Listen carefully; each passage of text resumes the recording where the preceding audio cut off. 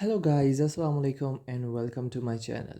So in today's video I have brought to you a new fully funded scholarship. So this is an exciting scholarship for those students who want to pursue their masters and PhD abroad.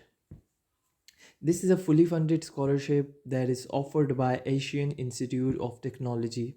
This is for an international students and the scholarship has been opened and you can apply to the scholarship till 28th February 2024.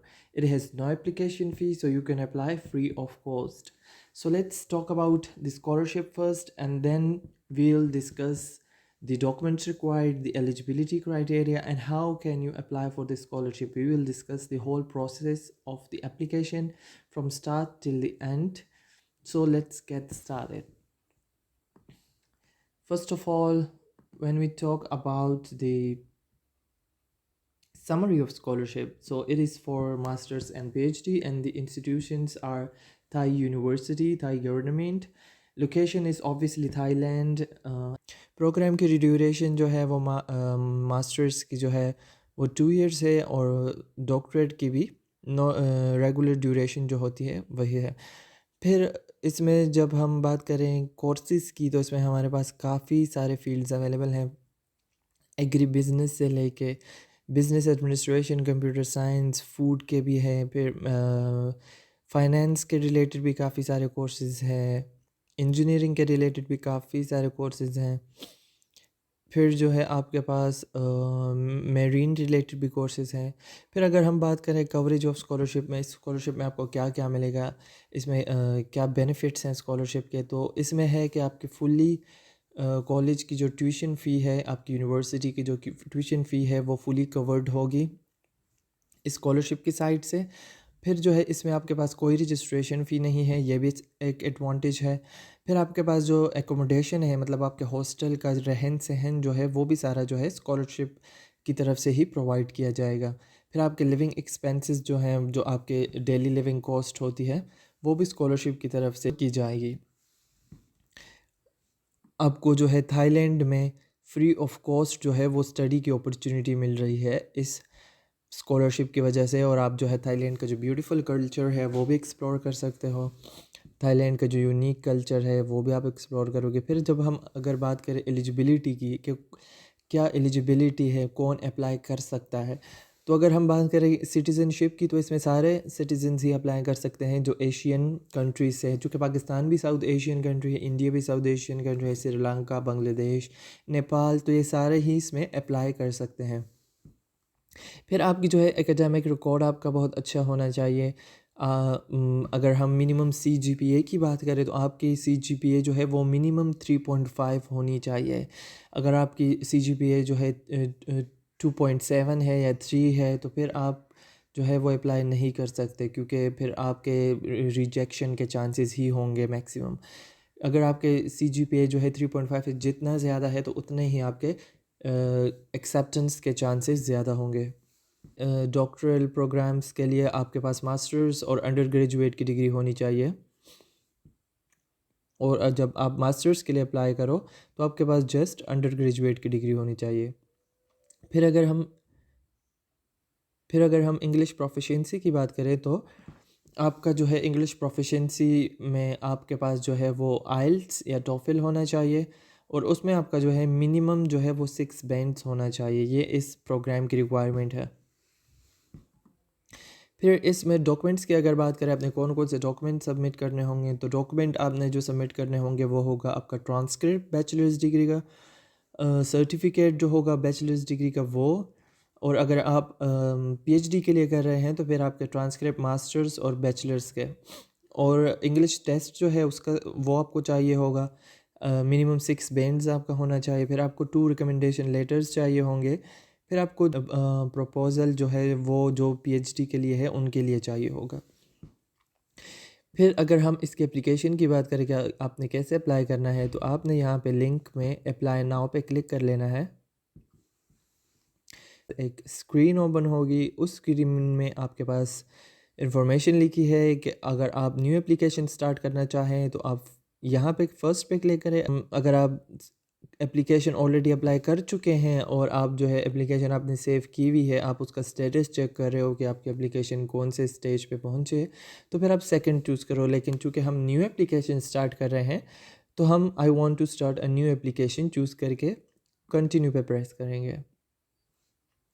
फिर यहाँ पे आपने जो है अपनी सारी information डालनी है। यहाँ पे आपने अपना ईमेल एड्रेस लिखना है, फिर आपने पासवर्ड लिखना है, फिर आपने अपना फ़र्स्ट नेम और लास्ट नेम लिखना है यहाँ पे पहले टाइटल चूज़ करके।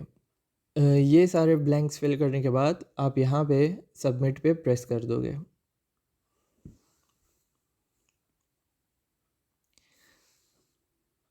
सबमिट पे प्रेस करने के बाद आपकी रजिस्ट्रेशन सक्सेसफुली हो जाएगी। अब आप जो है एक्टिवेट करोगे इस अकाउंट को। हम अपने जीमेल के इनबॉक्स में आ गए हैं और यहाँ पे आप जो है लिंक आपको सेंड कर दिया गया है, तो उस पर आप क्लिक करके अपना अकाउंट रीएक्टिवेट कर दोगे AIT के पोर्टल पर। You have successfully created an account on AIT online admission system. Click continue to start filling the first form. यहाँ से आपने फिर क्लिक कंटिन्यू पे प्रेस करना है फॉर्म फिल करने के लिए आगे।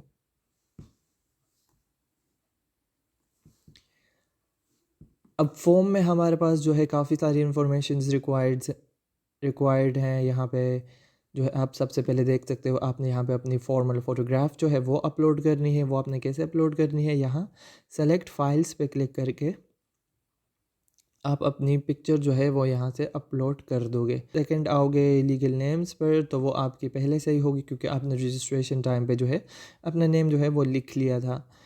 फिर आप जो है select the order in which you want your name to appear on all AIT documents. फिर यहाँ पे आपने ऑर्डर सेलेक्ट करना है कि अगर आप चाहते हैं कि आपका नाम ऐसे शो हो कि उसामा, फिर आपका मिडिल नेम और फिर ख़ान, तो फिर आप फर्स्ट ऑप्शन चूज़ करो। अगर आप ऐसे चाहते हो कि पहले ख़ान हो फिर मिडिल नेम हो फिर उसामा हो, तो फिर आप सेकंड ऑप्शन चूज़ करें। तो हमारा नेम का ऑर्डर जो है वो फ़र्स्ट ही चलता है पाकिस्तान में, तो हम फ़र्स्ट ही चूज़ करेंगे, first name, middle name and last name. फिर आप जो है अपना मेलिंग एड्रेस यहाँ पे लिखोगे। यहाँ पे आप अपना PO बॉक्स नंबर या हाउस नंबर लिखोगे। फिर यहाँ पे आप अपना बिल्डिंग का नेम लिखोगे, अगर कोई है तो लिख लें, अगर नहीं है तो ना लिखें। फिर आप यहाँ पे अपने स्ट्रीट का लिखोगे। यहाँ पे आप अपने डिस्ट्रिक्ट ज़िला का लिखोगे। फिर जो है यहाँ पे आप अपना सूबा प्रोविंस लिखोगे। यहाँ पे आप अपना सिटी का नाम लिखोगे और यहाँ से आप अपना रीजन चूज़ करोगे, कंट्री जो आपका होगा वो आप यहाँ से चूज़ कर लोगे। फिर यहाँ पे आप अपना पोस्ट कोड लिखोगे और टेलीफ़ोन नंबर लिखोगे।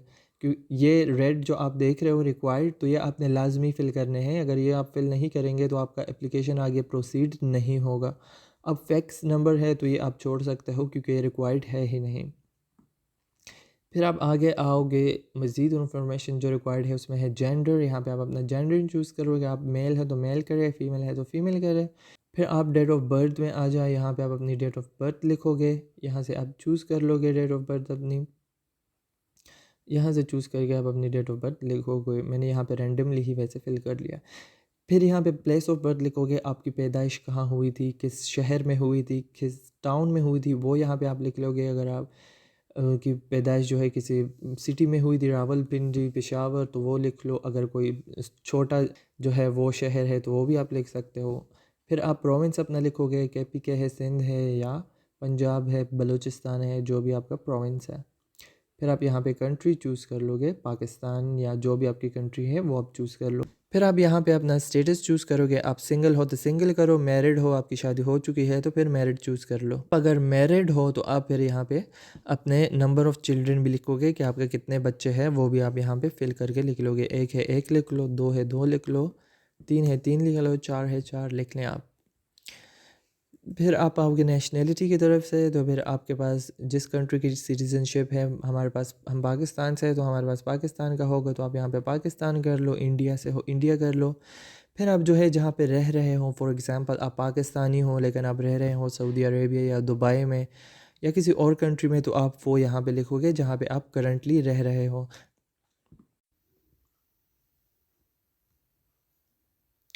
फिर आप आ जाओगे नीचे एकेडमिक क्वालिफ़िकेशंस की तरफ। एकेडमिक क्वालिफ़िकेशंस में ये कह रहे हैं कि ऑफिशियल एकेडमिक रिकॉर्ड जो है वो ट्रांसक्रिप्ट जो है ऑफिशियल एकेडमिक रिकॉर्ड की वो आपकी सबमिट होनी चाहिए बाकी एप्लीकेशन डॉक्यूमेंट्स के साथ ही। और फिर इसमें कह रहे हैं कि आप के जो हार्ड में आपकी कॉपीज़ हैं, मतलब आपके जो डिग्रीज़ और ट्रांसक्रिप्ट है हार्ड में, वो अभी नहीं चाहिए। हार्ड में तब चाहिए होंगी जब आपका एडमिशन कंफर्म हो जाएगा। फिर यहाँ पे एक नोट है कि आपने अपने मैट्रिक और इंटरमीडिएट के सर्टिफिकेट जो है वो इंक्लूड नहीं करने, क्योंकि उनकी ज़रूरत नहीं है। आपने जस्ट अपने बैचलर्स और मास्टर्स के ही करने हैं। फिर यहाँ पे है कि एप्लीकेंट जो डॉक्टरल प्रोग्राम के हैं वो रिसर्च प्रपोजल भी सबमिट कर सकते हैं। फिर यहाँ पे आप for additional universities and degree पे क्लिक करके ये विंडो जो है ये आप फिल कर लोगे। पहले जो है अगर आप मास्टर्स के लिए अप्लाई कर रहे हो तो यहाँ पे आप सेलेक्ट डिग्री में से बैचलर्स डिग्री प्रोग्राम चूज़ करके सारा इन्फॉर्मेशन यहाँ पे लिख लोगे अपने बैचलर्स डिग्री के हवाले से। और अगर आप डॉक्टरल के लिए कर रहे हो तो आप पहले बैचलर का यहाँ पे फिल करोगे और फिर ऊपर फॉर एडिशनल यूनिवर्सिटीज डिग्रीज पे क्लिक करके मास्टर्स भी करोगे। अगर ये एक ही आपके पास फिल हो रहा है तो फिर आप अपने लेटेस्ट डिग्री का ही जस्ट कर लो।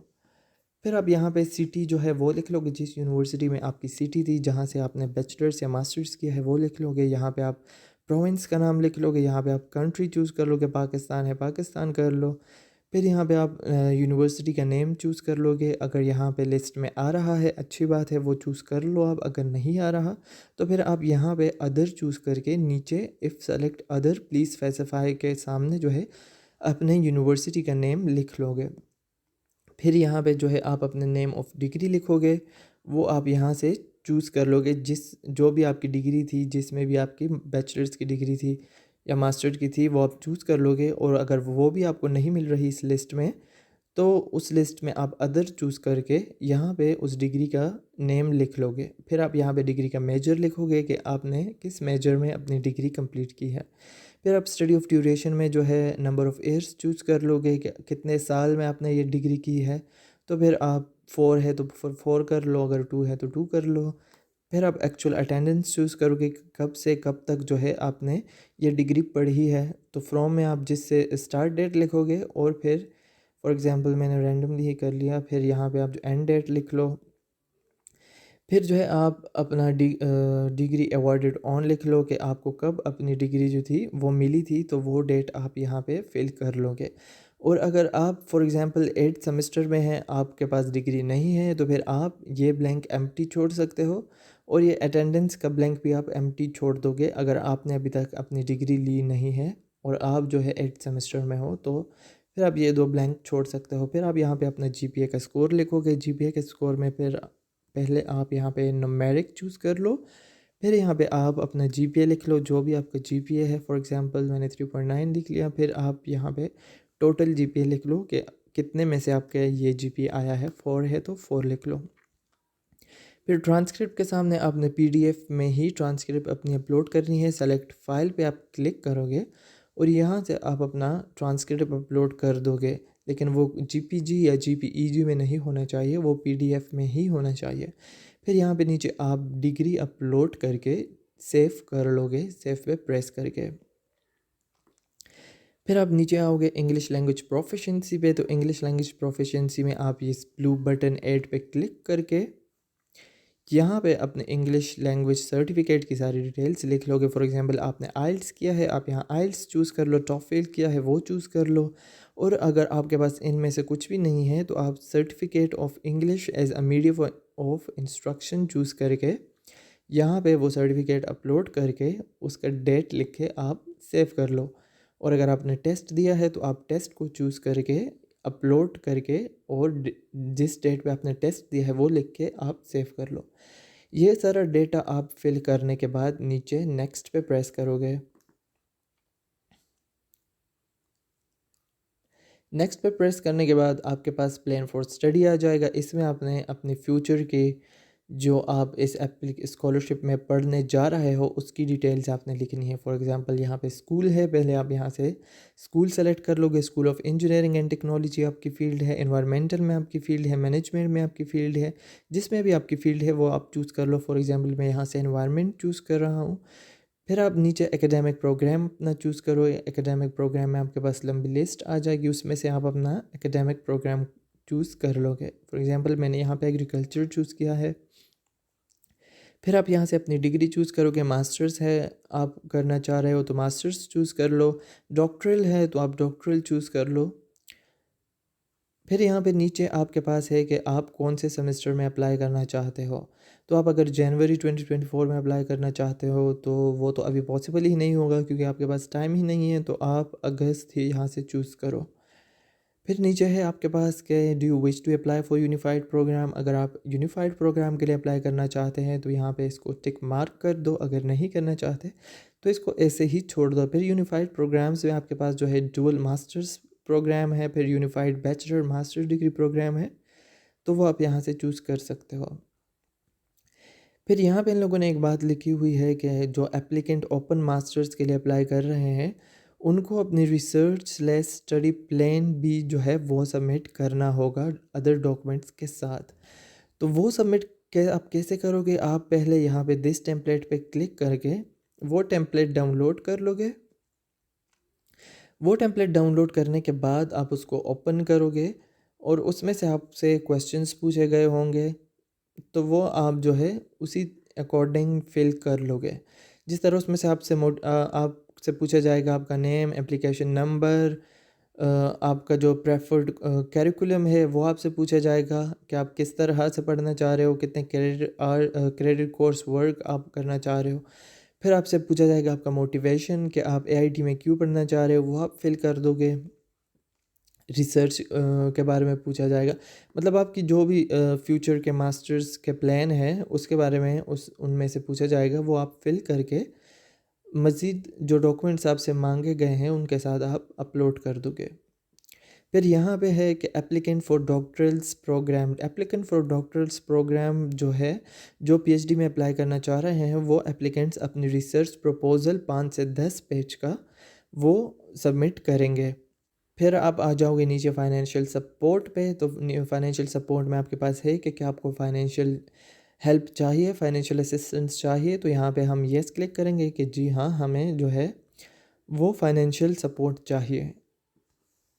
फिर यहाँ पे आपसे जो है अपना प्रोफेशनल क्वालिफ़िकेशंस के बारे में पूछा गया है, तो आप इसमें जो है अपना एक्सपीरियंस लिख लोगे सारा। मैक्सिमम जो है आप 3000 कैरेक्टर ही लिख सकते हो।